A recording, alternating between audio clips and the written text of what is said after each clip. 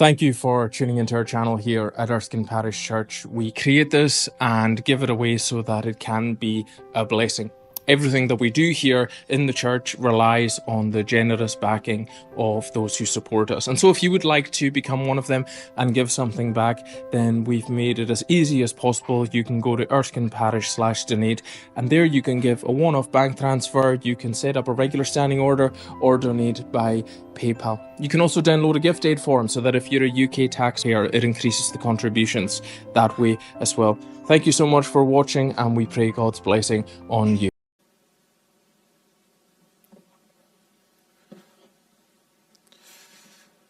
I'm sure many of you have had the experience of laying on a really beautiful meal, put a lot of work and effort into it, and lo and behold, when it's time for people to be sat down and eat it, doesn't really get that well appreciated.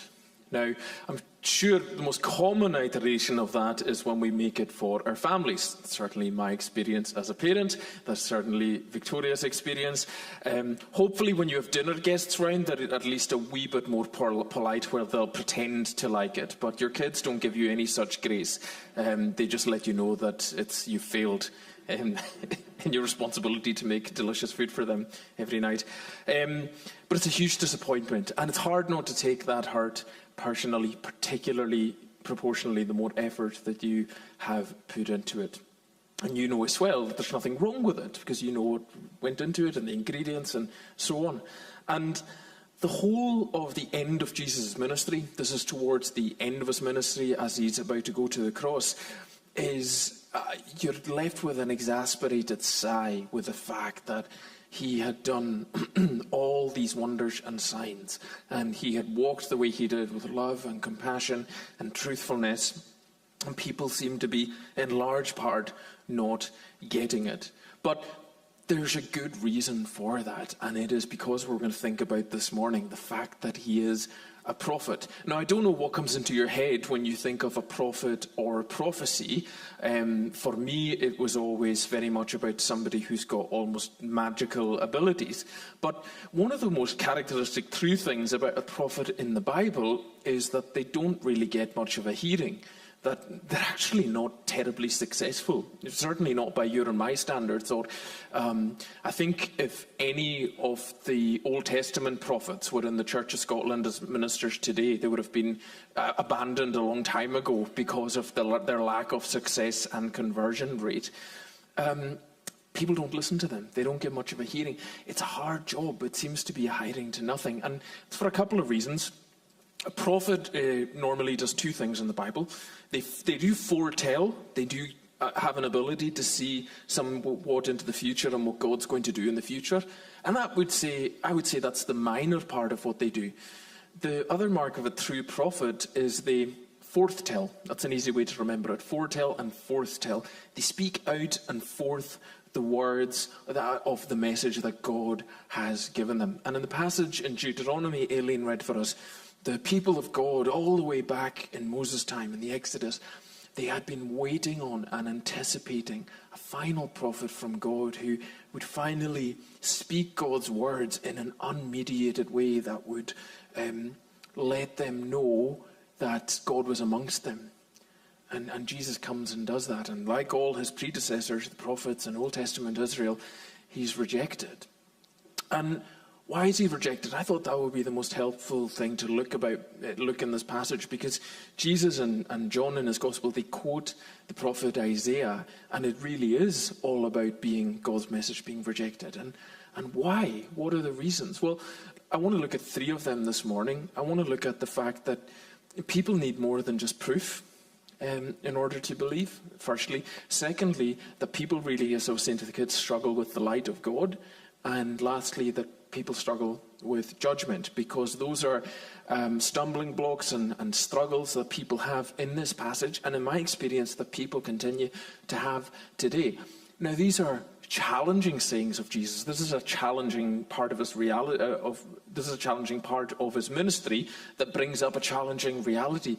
But see if we kind of allow ourselves to sit with the challenge, particularly at this time at Lent, as we're thinking of the road to the cross and the level of sacrifice that involves. I think there's a real spiritual benefit for us as we absorb this and as we see The challenge that Jesus lays down, but the blessing of being invited into it. So let's firstly look at that people need more than proof. Verse 37. Even after Jesus had performed so many signs in their presence, they still would not believe in him. And this was to fulfill the words of Isaiah the prophet. And he talks about them having eyes but not seeing, and being blind and not being able to appreciate the light of God. Now, John's gospel is really a gospel about signs. When we're learning about theology, we say that it's a book, if you like, of 7 signs. And there's been a whole bunch of signs that Jesus has given in John's gospel that lead up to this point that demonstrate his identity as God's chosen agent and servant and the one who's revealing God to people. You think of, once we've thought about here together, the water being turned into wine. Some of the miraculous healings with people being able to walk again after being crippled for their lives. And then most recently, just before the portion that Aileen read today, we had him raising Lazarus from the literal dead and bringing him back to life. And all of that is not enough to make the masses believe. And John, you know how I like saying to you that the New Testament writers really know their Old Testament? John really knows his Old Testament, because the way he writes this, it makes us think of another time where there were a lot of signs given and it wasn't enough to make someone believe.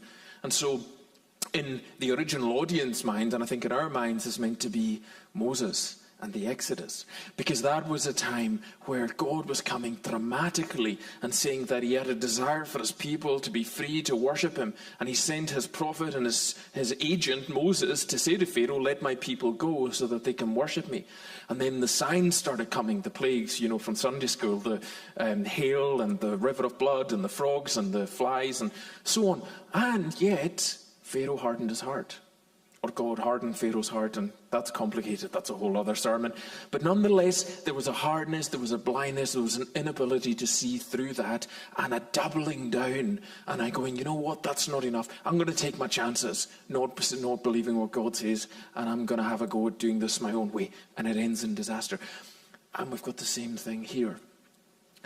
And then we've got a number of different responses, even within this passage. We've got some people that say, even after they perform the signs in the presence, they would not believe in him. There's an indifference. That's one way we can respond. And the way people did respond to Jesus' message when they saw his amazing acts of love and kindness and the restoration he brought to people's lives, they kind of went, yeah. They did. And they do. And that's a legitimate response that we find in the world. And then there was some, who, even among the leaders, who believed, but because of the Pharisees, they would not acknowledge their faith. So within that verse, we've got another couple of responses. We've got the Pharisees, who are the religious leaders of the time, and they're going, not a fan of this Jesus guy because, well, we're the religious leaders, and people are following him, and he's more popular than us. And then if they all go after him and they make him really popular, well, what does that say about my identity and my authority and the badge that I proudly wear, and I'm very well known in this community? That's their response. Jesus is a threat to their power and their influence and their status. And then you've got the people who do believe, but because of the Pharisees, they wouldn't openly acknowledge it. They believe quietly and secretly, because again, they are worried about status and influence. And I think John sketches this as a vignette because he's trying to show us the fact that we are complicated as human beings. Our responses are not always straightforward, and it's not a case of God shows up, he does his thing, and people just believe in it. I think one of the most common objections that I hear to faith when I'm out and about in the world is people go, well, there's no proof. If I had proof, then maybe I would believe. And I think what people mean by proof is they want God to come that minute and demonstrate a miracle and do it then. And I'm thinking, he did. And it wasn't enough then. And it won't be enough now. Or if you could somehow rationalize God and get evidence of him in a test tube, then that would be enough. But you see, you and I aren't just rational thinking beings. We have emotions, we have spirits, we have lots of complicated motivations for why we think and believe the way that we do. Do you know what does make people believe? is their hearts and their spirits being opened by God to the message of Jesus. There's no other way around that. And that's why we have these challenging words, that they have been blinded by their eyes and their hearts have been hardened. They cannot see or understand. You know, every time somebody believes in the gospel and who Jesus is and what he's done, it is a literal miracle, because it is not our nature. Because we do walk around, this is a challenging saying. It says the world has blindness and darkness, and it needs God and Jesus to come and to actually do something to alter and to change that. But when it does happen, and when we are poised with this Jesus in front of us, we're left with the implication of, okay, so who am I? And what am I going to be? And how am I going to respond to the message of Jesus today? Am I going to be indifferent? Do I just let it pass by and I go, doesn't matter that he did all of that? Is that where I am? Or do I secretly believe, but I'm looking for courage to be able to say, actually I believe, and I'm going to take a step and I'm going to proclaim it, because I don't want to have cowardice, and I don't want to have that fear ruling my life. I want to have trust and hope in God.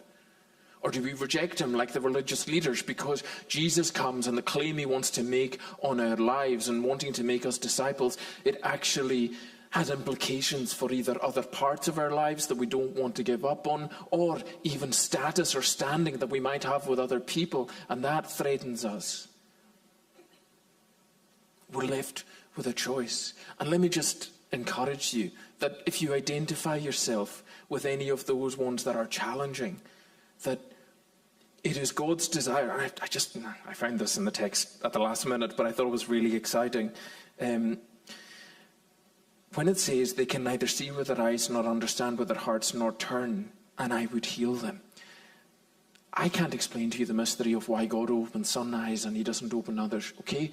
But see, if you were hearing the gospel and the message of Jesus and you're being given that opportunity, it is wide open for you to lay hold of, because what we have tucked in here is the desire of God. I would heal them.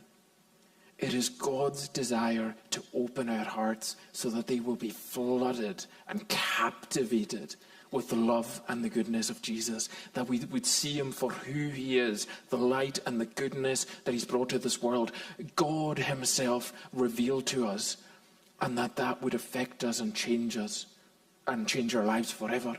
That's what he wants for you and me. And so whatever it is you lack, whether it's the courage to proclaim it and say, yes, I'm on that side and I'm trusting in Jesus, or whether it's you've got indifference but you would actually want to be able to see it more for the power that the gospel has, ask God to open your heart, because you know what? There's prayers God cannot resist, because he has promised that he will open and he will answer it. Maybe your problem is that you think, well, I just don't think God can really forgive me, because I know what I've done or where I've been and what my background is. Again, there's nothing that you can confess to God that he will fail to forgive, because of the power that Jesus gives us through the cross to have all sin and debt cancelled. What do you need today to be able to have the response that Jesus is calling us to take up our cross and to follow him? Because we need more than a sign just to believe in him. We need God to open our hearts. Has he opened our hearts, and can he open your heart today? Secondly, people struggle with the light. Verse 46, I have come into the world as a light, so that no one who believes in me should stay in darkness. Now, it occurred to me, and we thought about Jesus being a light in the very start of the series, but I saw a kind of different angle in this one, because again, he is implying that there is a kind of natural darkness to the world. And I'm sure you won't disagree with that, because it can be difficult to, sometimes the church gets a bad rap for being doom and gloom and thinking about sin and despair all the time. And I like to flip that and say, the church and the gospel gives us resources to see the world realistically and as it is. It gives us at least somewhat of an explanation of why, when we open our news apps, that there's absolute horror and terror in there, and stuff that we can't understand, and depravity that we struggle to go, how can anybody be like that? But if we're reading the gospel in Jesus' own words, he's saying, as the hymn that was chosen said, I am this dark world's light. It implies that the world is dark. Now, as I said to the kids, what then happens when you bring light into that or any situation? Well, here's a couple of things that I think that the light of Jesus does that we get from Scripture. By his own admission, he says that that light, that it changes things for the better. I have come into the world as a light, so that no one who believes me should stay in darkness. There's a redemptive aspect to it. He wants to, as the psalmist says, be a light to our feet and a guide to our path. A lot of people feel quite lost and directionless in life. I think that's more true than ever because of the society that we live in. We don't have as many guidance or mentors or guardrails. A lot of our institutions seem to be collapsing and failing. We don't seem to have the post-war sense of hope and of the inevitability of progress that we once had, particularly in this country. And all of that takes a chunk out of people and makes them a bit less certain of where all this is headed. And that's why I think the gospel is more relevant than ever, because Jesus comes and he says to you and me and to all of us, let me be a light. If you're feeling a bit lost and directionless and you're not sure where you put one foot in front of the other in life, let me be that for you. Let me light it up and show you the way. That's, in a sense, all discipleship is. It's us learning to follow the footsteps of Jesus because he helps us tread the path of light, of goodness, of walking a path that actually is for our benefit and flourishing, but also leads to the benefit and flourishing of those around us when we follow his teachings and his words. But the flip side of that is the light can be uncomfortable. For one, we have to acknowledge, okay, well, maybe the world is dark. Maybe some of the darkness is in me. You know, there's that old saying that when Alexander the Great was conquering most of the known world, they would have a saying called barbarians at the gates, because the idea was that everybody outside of their group and society was a barbarian and they had to wall off the empire to keep them out. But the discovery of Christianity, if you like, is that the problems aren't all out there. We are people who realise that sin has affected every one of us, and the problems are in here too. And what Jesus does is when he comes to a life is he begins to shine his light, and it's like a searchlight going off, and you see everything. And he shows us things that are often in our hearts, and they might even be things that we didn't realise were there, whether it's long forgotten about traumas that affect us, or whether it's motives that we're less than impressed with ourselves, whether it's the ways in which we lack integrity and don't live up even to our own values and our own words. And he comes and shines all that, and it is uncomfortable. It is when you open the curtains first thing in the morning. It is the dentist chair's lamp. But here's the thing. You need the curtains in the morning to open because you need the vitamin D. Scotland this time of year, maybe you don't even get much vitamin D, but there's ways in which your physiology is designed so that it will only turn on and the day will only start to make progress when that light begins to hit you. You need the dentist lamp because you need your teeth sorted out, as uncomfortable and bright and glaring as it is. And you and I, our world needs so many things, but it needs the light of Jesus as well. You and I need it. Everybody that we know needs it. And my goodness, our world needs that light because it's a light of truth. And Jesus never comes to shine his light on us, to shame us or to embarrass us. And even if he does expose things in us that we're not terribly chuffed about, he doesn't leave us there. I've come so that anyone who believes in me should not stay in darkness. Life with Jesus is always a journey. You're always moving. He's always taking you on and making progress. And if you ever feel like you're collapsing in a heap because you're looking at stuff, whether it's the overwhelming darkness of the world or a situation that you're in, or even that you just think that you're irredeemable, that's not God speaking to you. Because Jesus shines his light so that it might bring healing, and he always moves towards healing. As even the prophet Isaiah said, that is God's desire, that I would heal him. And his light, yes, it can be uncomfortable, it can be bright, it can feel like a high exposure, but it's always with healing in mind so that he can sort us out and that he can clean up all those parts of us. But that's why people struggle with it at the time. You know, all Jesus had to do in terms of his ministry for the Pharisees not to like him was be himself and have that ministry of truth and goodness and perfection and have pure motives for wanting people to understand their Bibles better, because it exposed them as a bunch of hypocrites who just wanted the power and the pomp of being in the synagogue. That's all he had to do.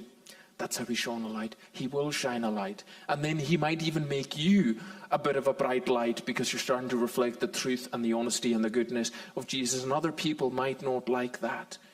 But you always have the comfort of knowing that it is his light burning within you. And that it'll never leave you and never go out.